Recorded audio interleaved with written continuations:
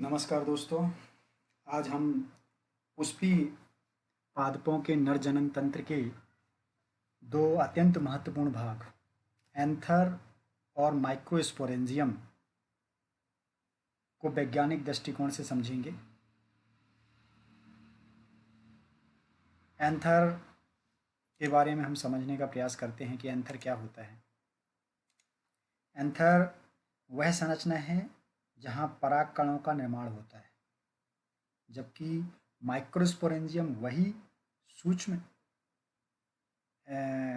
कक्ष है जिसमें माइक्रोस्पोर मदर सेल विभाजित होकर पॉलन ग्रेन का निर्माण करती है। सरल शब्दों में कहें तो यह वह स्थान है जहाँ पौधों के नर जनन की आधारशिला रखी जाती है। तो आज ऐसे ही टॉपिक पर आगे बढ़ते हैं। सबसे पहले अपने पास स्लाइड आती है ये एंथर की। एंथर वास्तव में अगर देखा जाए तो पुष्प के मुख्य रूप से दो भाग होते हैं। तो होता है आवश्यक अंग और एक होते हैं सहायक अंग, या हम कह सकते हैं कि पुष्प में मुख्य रूप से दो प्रकार के चक्र पाए जाते हैं। एक होता है आवश्यक अंग वाला चक्र और एक होता है सहायक अंग। आवश्यक अंग में जो रिप्रोडक्शन में मदद करते हैं वो कौन कौन से हैं? आवश्यक हैं। कौन कौन? Androecium and gynoecium. जबकि सहायक अंग अगर देखा जाए, जिसे एसेसरी ऑर्गन्स कहते हैं, उसके अंतर्गत आता है आपका कैलेक्स एंड कोरोला। तो कैलेक्स नंबर ऑफ सेपल से मिलकर बना होता है, कोरोला नंबर ऑफ पेटल से मिलकर बना होता है। वहीं हम जो एसेंशियल ऑर्गन्स हैं उनकी यदि हम बात कर रहे हैं तो उनमें सबसे पहले एंड्रोसियम जो पार्ट है, एंड्रोसियम में ये तीन भाग होते हैं। एक होता है एंथर, और दूसरा होता है कनेक्टो, और तीसरा होता है फिलामेंट। ये हो गया एंड्रोसियम के पार्ट्स जिसे स्टामिन्स कहते हैं। इन स्टामिन्स से मिलकर ही एंड्रोसियम बनता है, या हम कह सकते हैं कि number of stamens is equal to androecium. Gynoecium जो होता है number of carpels, pistils, means stigma, style और ओवरी, इनसे मिलकर क्या बनता है? इनसे मिलकर बनता है गाइनोसियम। और यह जो होता है फीमेल रिप्रोडक्टिव पार्ट होता है। जबकि ये जो आपको स्ट्रक्चर दिख रहा है ये जो होता है मेल रिप्रोडक्टिव पार्ट होता है, नर जनन अंग होता है। और नर जनन अंग में आज हम एंथर के बारे में पढ़ेंगे और माइक्रोस्पोरेंजियम के बारे में पढ़ेंगे कि आखिर क्या होते हैं ये एंथर और माइक्रोस्पोरेंजियम। जैसा कि अभी मैंने आपको एंथर और माइक्रोस्पोरेंजियम के बारे में शुरू में थोड़ा परिचय दे चुका हूँ। अब हम एंथर की बात करते हैं। एंथर क्या होते हैं? ये अंडाकार आकृति की संरचना होती है। Produce the male gametophyte known pollen, है ना। Each anther has two lobes, each are held together by a connective. एक एंथर में दो लोब्स होते हैं जो कि कनेक्टो द्वारा क्या होते हैं? आपस में जुड़े होते हैं। Each anther lobes has two microsporangia, प्रत्येक एंथर लोब में दो माइक्रोस्पोरेंजिया या पॉलन सैक होते हैं। 4 चैम्बर इन ईच एंथर, और प्रत्येक एंथर में 4 चैम्बर होते हैं। 2 चैम्बर जो है देखने को मिलते हैं, कुछ एग्जाम्पल अपन को ध्यान रखना है, China rose and lady finger में, इनमें 2 चैम्बर देखने को मिलते हैं। समटाइम 1 चैम्बर भी देखने को मिलते हैं कई बार। Microsporangia are filled with very fine powder like microspore और पॉलन ग्रेन। माइक्रोस्पोरेंजिया में जो है बहुत सारे छोटे छोटे परागकण भरे होते हैं जो कि पाउडर या महीन छोटे छोटे कण, या हम कह सकते हैं महीन पाउडर के जैसे होते हैं, जिन्हें परागकण कहते हैं। किसके अंदर भरा होता है? माइक्रोस्पोरेंजिया के अंदर भरा होता है।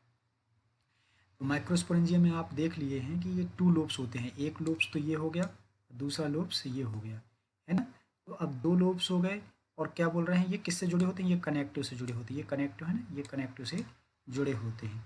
और each anther lobes has 2 microsporangia और पॉलन सैक। 2 पॉलन सैक होते हैं, एक पॉलन सैक ये हो गया, एक पॉलन सैक ये हो गया। 2 पॉलन सैक हो गया ना, एक ये 2 से हुए। तो इस प्रकार से अगर देखा जाए तो 4 चैम्बर हो जाएंगे, 1 2 3 और 4 चैम्बर हो गए एक माइक्रोस्पोरेंजिया में, है ना। तो अब आगे बढ़ते हैं। माइक्रोस्पोरेंजियम पॉलन सैक के स्ट्रक्चर में आपको बहुत ही स्पष्ट रूप से ये स्ट्रक्चर दिख रहा है। इसको आप देखने का प्रयास करेंगे। इसमें दो प्रकार के एंथर की स्थिति दिख रही है, एक तो है यंग एंथर और एक है मैच्योर एंथर। अभी यंग एंथर और मैच्योर एंथर में परिवर्तन हो जाता है। थोड़ा सा आप देखेंगे कि यहाँ पर जो मिडिल लेयर होती है ना, ये मिडिल लेयर क्या होती है, यहाँ पर डिजनरेट हो जाती है ना। कैप्टम वगैरह क्या हो जाता है, वो नष्ट हो जाता है। और ये एंथर क्या हो जाते हैं, ये स्टोमियम से, जहाँ एक छिद्र होता है उसे स्टोमियम कहते हैं, वहाँ स्टोमियम पहले होता नहीं है, जब यंग होते हैं, जब मैच्योर होते हैं तब ये स्टोमियम बनता है और यहाँ से एंथर जो होते हैं डाइसेंस करते हैं, प्रस्फुटन कर लेते हैं, बाहर निकल जाते हैं। ठीक है, ये परागकण। और पहले ये परागकण इस प्रकार से ये टैप्टम के अंदर होते हैं, बाद में टैप्टम फट जाती है। क्यों फटती है, कैसे फटती है, इसके बारे में अपन आगे चर्चा करेंगे। ये देखिए, ये भी वही स्ट्रक्चर है, ये यंग एंथर दिख रहा है और ये मैच्योर एंथर दिख रहा है। ठीक है, यहाँ पर ये एंथर की स्थिति दिख रही है, ये दो पॉलन साइक है, ये है ना, और ये बीच में जुड़े हुए हैं, इसको कनेक्टिव कहते हैं। और ये इस प्रकार से परागकण यहाँ से जब स्टोमियम बन जाता है तो डाइसेंस हो जाते हैं। अब आगे देखते हैं डेवलपमेंट ऑफ माइक्रोस्पोरेंजियम। माइक्रोस्पोरेंजियम का डेवलपमेंट कैसे होता है, उसका विकास कैसे होता है, इस पर अपन आज चर्चा करते हैं। तो इसके विकास के लिए मुख्य रूप से जो भाग हैं वो है epidermis, endothecium, middle layer, tapetum. Tapetum में भाग होता है, एक होता है अमीबाइट और एक होता है ग्लैंडुलर या सिक्रेटरी टैप्टम, है ना। तो टैप्टम ये जो होता है, आगे अपने एक्सप्लेन करेंगे। एपिडर्मिस जो होती है, माइक्रोस्पोरेंजियम जो है, ये जो आपको स्ट्रक्चर दिख रहा था ना, ये माइक्रोस्पोरेंजियम, ये माइक्रोस्पोरेंजियम जो बना है, ये माइक्रोस्पोरेंजियम, इसका डेवलपमेंट किन किन भागों से मिलकर बना होता है, वो भाग है क्रमशः epidermis, endothecium, middle layer, tapetum, tapetum में अमीबाइड और ग्लैंडुलर सेक्रेटरी टिश्यू। अब इसके बाद आता है सबसे पहले एपिडर्मिस। एपिडर्मिस की बात करें तो outer layer, outer most layer, ये सबसे बाहरी लेयर होता है एपिडर्मिस। चित्र अभी फिर से अपन वो तुलना कर देंगे, है ना। Outer most layer. दूसरा होता है, तो एपिडर्मिस जो है आउटर मोस्ट लेयर होता है, सिंगल सेल्ड थिक लेयर होती है, ऑरिजिन नॉन आर्किस्पोरियल, इसकी उत्पत्ति जो होती है नॉन आर्किस्पोरियल होती है। इसका वर्क जो होता है प्रोटेक्टो लेयर की तरह होता है, यानी कि ये माइक्रोस्पोरेंजियम के अंदर एपिडर्मिस क्या करती है, सुरक्षा प्रदान करती है। इसके बाद दूसरे नंबर पे अगर देखें तो वो है endothecium. Endothecium lower in epidermis, epidermis के ठीक नीचे होती है, सिंगल सेल्ड थिक लेयर होती है, fibrous thickening presence on layer, है ना।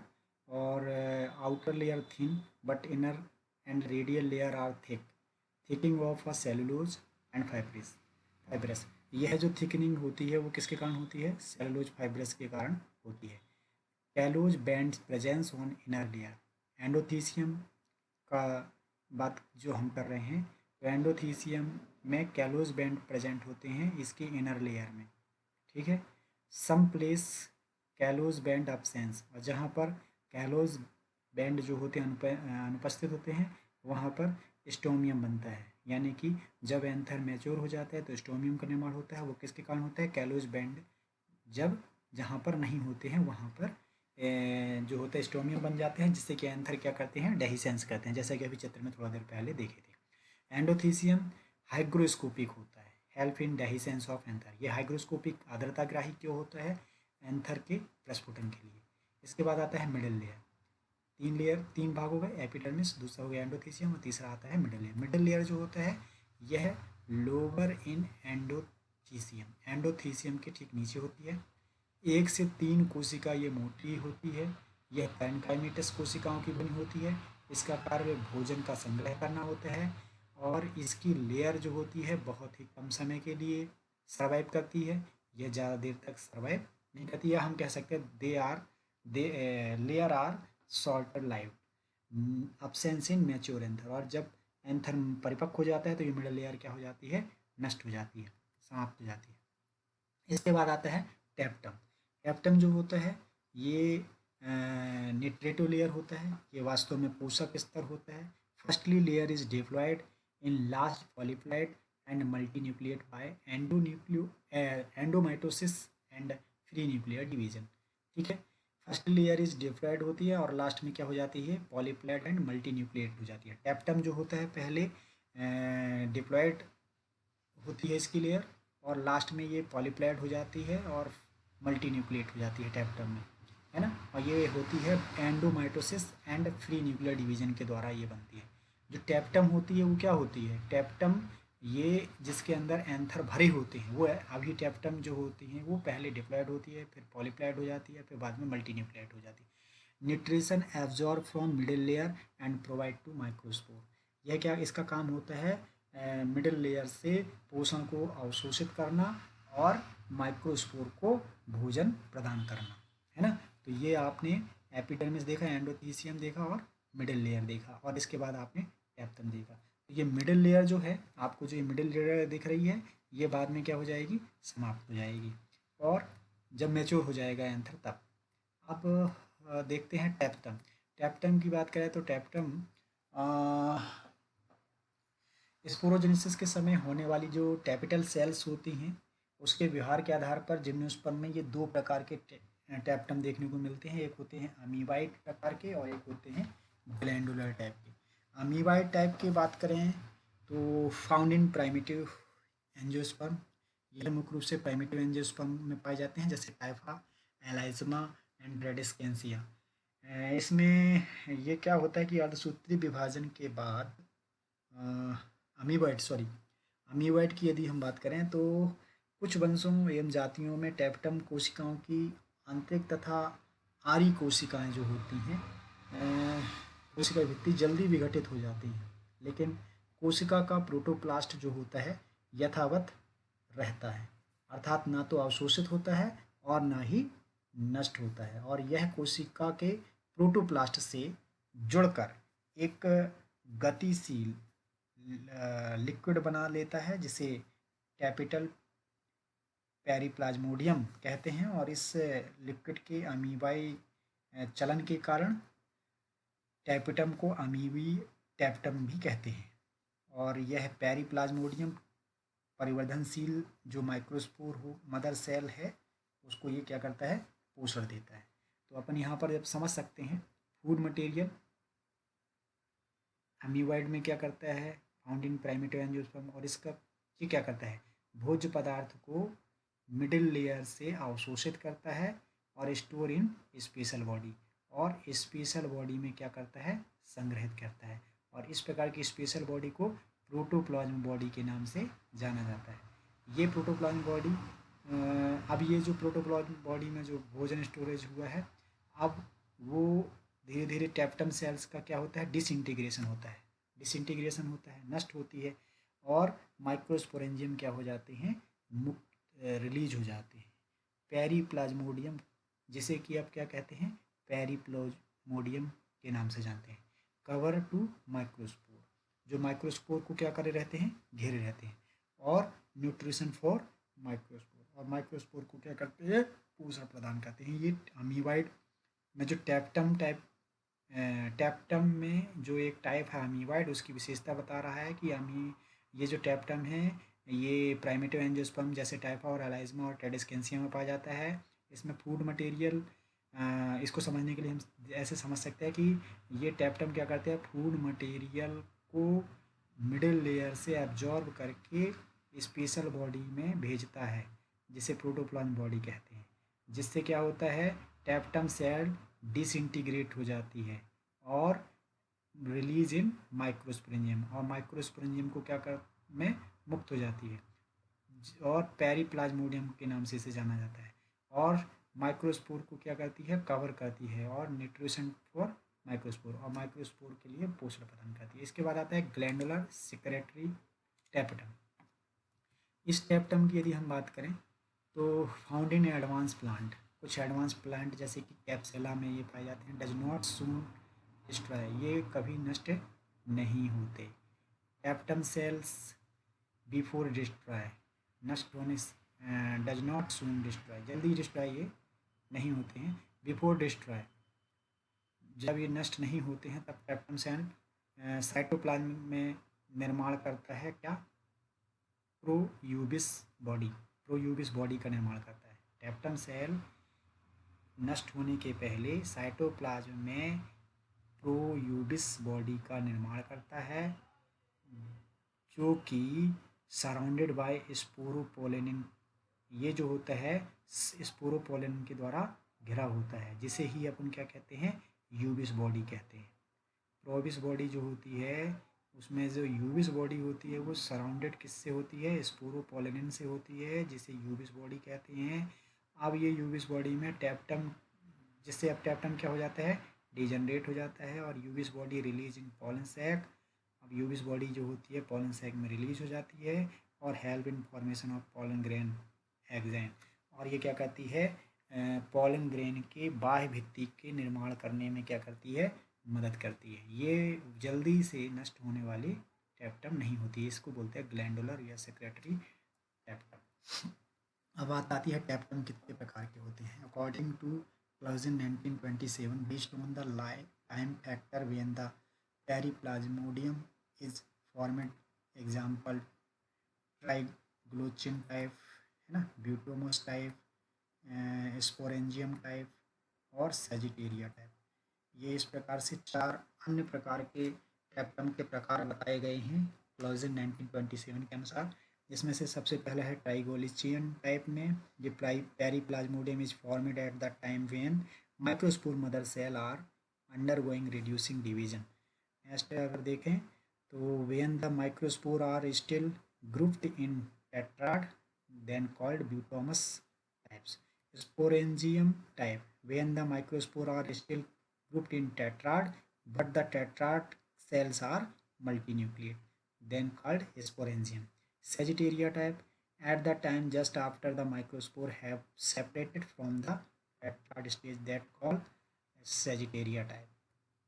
फंक्शन ऑफ टैप्टम, टैप्टम का कार्य क्या है, process of microspore formation, microspore के फॉर्मेशन में ये भाग लेते हैं। Nutrition to pollen grain, pollen grain को ये पोषण प्रदान करते हैं। Storage of protein and starch है ना, और फॉर्मेशन ऑफ कैलेज एंजाइम, ये कैलेज एंजाइम का निर्माण करते हैं। ये कैलेज एंजाइम क्या करता है, डीजनरेट टू कैलोज, जो कैलोज बनी होती है उसको क्या करता है, ये डीजनरेट करता है, और स्टेराइल टू साइटोप्लाज्म, और साइटोप्लाज्म को क्या कर देता है, स्टेराइल कर लेता है। अब कैलोज क्या होता है, callose work as connected to microspore tetrad, microspore के जो टेट्राड होते हैं उनको ये क्या करते हैं, कैलोज आपस में जोड़े रखने का काम करता है। लेकिन जब कैलोज नहीं होगी तो माइक्रोस्पोर क्या हो जाएंगे, सेपरेट हो जाएंगे।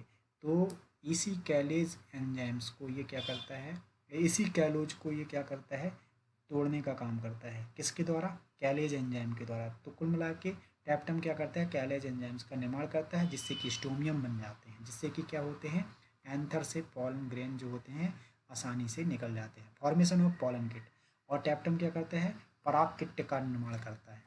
पॉलन किट, पॉलन किट क्या होती है, पॉलन किट जो होती है वो लिपिड और कैरोटीनोइड्स की बनी होती है, और इसका काम क्या होता है, कीटों को आकर्षित करना। और साथ ही साथ टैप्टम क्या करती है, यूबिस बॉडी का निर्माण करती है। यूबिस क्या होती है, यूबिस एक प्रकार के लिपिड की बनी हुई होती है, ये प्रकृति में कैसी होती है, लिपिड नेचर की होती है। बहुत बहुत धन्यवाद आप सभी लोगों को। इस प्रकार से आपने देखा कि किस प्रकार से माइक्रोस्पोरेंजियम का निर्माण होता है, और एंथर क्या होता है, और टैप्टम क्या होता है, और टैप्टम के प्रकार कितने होते हैं।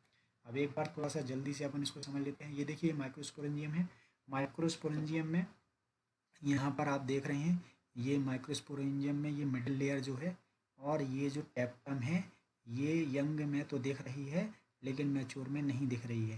क्यों नहीं दिख रही है, क्योंकि यह मिडिल लेयर जो होती है डीजनरेट हो जाती है और टैप्टम भी डीजनरेट हो जाती है, जिससे कि स्टोमियम बनता है, जैसा कि अभी हमने बताया है। स्टोमियम बनता है जिससे कि परागकण मैच्योर एंथर जब हो जाता है तो ये परागकण क्या हो जाते हैं, बाहर हो जाते हैं। और यहाँ पर जो कैलेज एंजाइम जो होता है, कैलोज जो होता है, वो कैलोज ये क्या करता है, कनेक्टिव टिश्यू से जोड़े रखता है। तो वो कैलेज एंजाइम जो बन रहा होता है यहाँ पर टैप्टम में, वो टैप्टम में बनने वाला कैलेज एंजाइम जो होते हैं इन्हीं कनेक्टिव टिश्यू से क्या करता है, टैप्टम को जोड़ नहीं रखता, कनेक्टिव टिश्यू से अलग हो जाता है, जिससे कि टेप्टम क्या हो जाते हैं, डीइंटीग्रेट हो जाते हैं, मिडिल लेयर डिसइंटीग्रेट हो जाते हैं, और धीरे धीरे जहाँ पर ये कनेक्टिव होते हैं वहाँ पर क्या बन जाते हैं, वहाँ पर स्टोमियम कुछ स्थानों पर बन जाते हैं जहाँ पर कैलोज नहीं होते, कैलोज बैंड जहाँ पर नहीं होते वहाँ पर क्या बन जाते हैं, स्टोमियम बन जाते हैं, और इसी का फ़ायदा उठाते हुए एंथर यहाँ से क्या हो जाते हैं, बाहर हो जाते हैं। तो इस प्रकार से आपने देखा एंथर क्या है, एंथर की संरचना कैसी होती है, और माइक्रोस्पोरेंजियम क्या होता है, और माइक्रोस्पोरेंजियम का डेवलपमेंट कैसा होता है। इस प्रकार से अगर देखा जाए तो निष्कर्षता यह हमारे सामने निकल के आता है कि एंथर और माइक्रोस्पोरेंजियम पुष्पी पादपों के नर जनन तंत्र की अत्यंत महत्वपूर्ण संरचनाएं हैं, जो पॉलन ग्रेन निर्माण की प्रक्रिया को संपन्न करती हैं। इनकी संरचना एवं कार्य को समझना न केवल बॉटनी की दृष्टि से आवश्यक है, बल्कि पौधों में रिप्रोडक्शन, जेनेटिक्स एवं एग्रीकल्चर के अध्ययन में भी महत्वपूर्ण भूमिका निभाता है। तो इस प्रकार से आपके सिलेबस में अगर माइक्रोस्पोरेंजियम और एंथर है, चाहे वो बीएससी प्रथम वर्ष, द्वितीय वर्ष, तृतीय वर्ष, चतुर्थ वर्ष या पीजी के छात्र हो, तो आप इसको पढ़ करके परीक्षा में आप मदद ले सकते हैं। बहुत बहुत धन्यवाद।